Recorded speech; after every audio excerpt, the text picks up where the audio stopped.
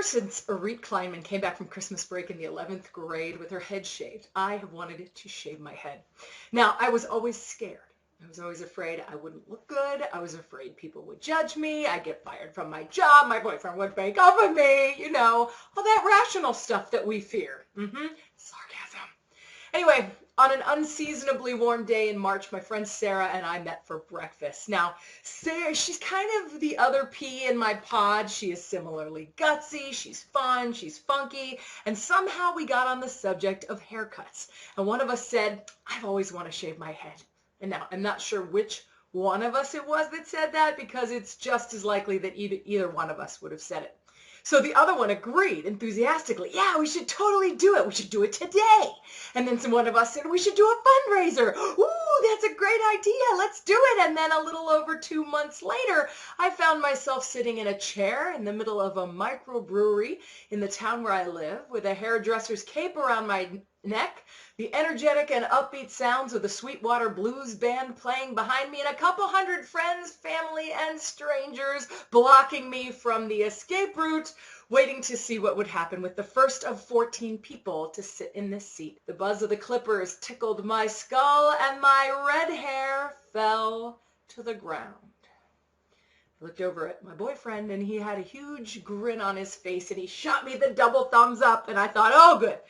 At least he still likes me.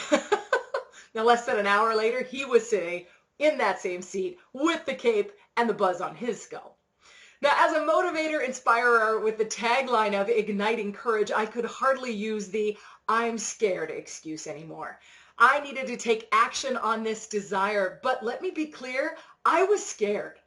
Because there's no courage without fear. If you're not scared, it doesn't take any courage. And many people said, I could never do that. And I always want to slap them with a salami and say, yeah, of course you could. You may not want to, and that's a completely understandable thing. But if you wanted to, you totally could. I mean, I wish people were more clear on that themselves. I mean, shaving my head was an expression of courage that I wanted to do. Entering a figure competition, running a marathon, skydiving, those were expressions of courage for me. But they're not for everyone. And that's fine. But I digress. Back to my bald head. The timing of this event worked really well with some vacation time I had and work with repeat clients who already loved me, so it wasn't going to have a huge impact on my image as a professional speaker, except for the announcement of me as president-elect to our state chapter of the National Speakers Association and my attendance of my first National Speakers Association conference. I was scared because my hair, my normal hair, is red and bold, and it's kind of part of my image. So I was showing up not as the visual representation of my typical speaker persona. Now, fortunately, I don't have a lumpy head, and I think I look pretty good with very little hair, so my confidence was moderately intact.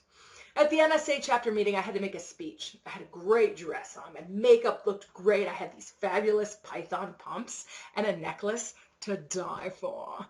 I felt fabulous from the eyeballs down.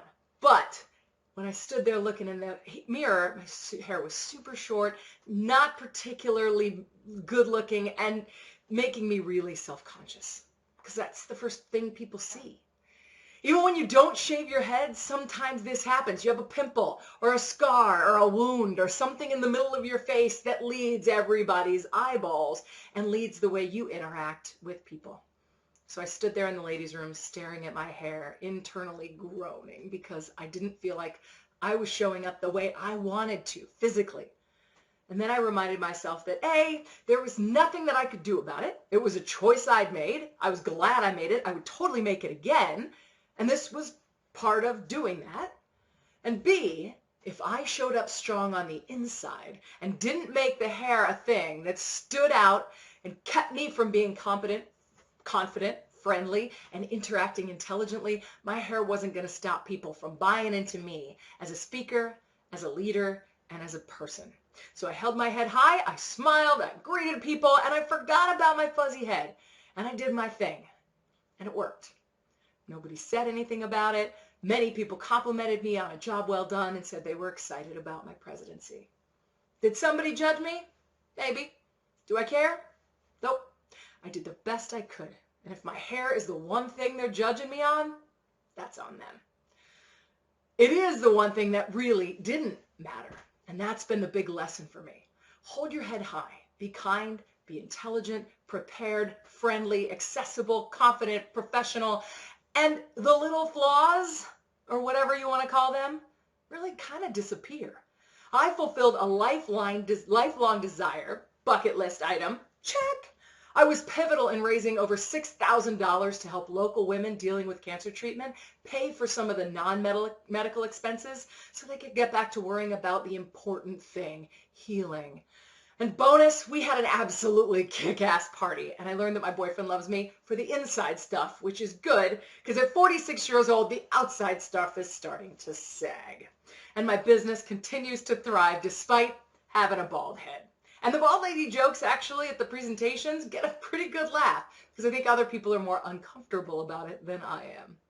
So as you can see, I spunked it up a little for the big conference, and I am loving this bleached super short look. So much so that I borrowed my partner's clippers yesterday and trimmed it up a little. I just might have to keep it this way for a while.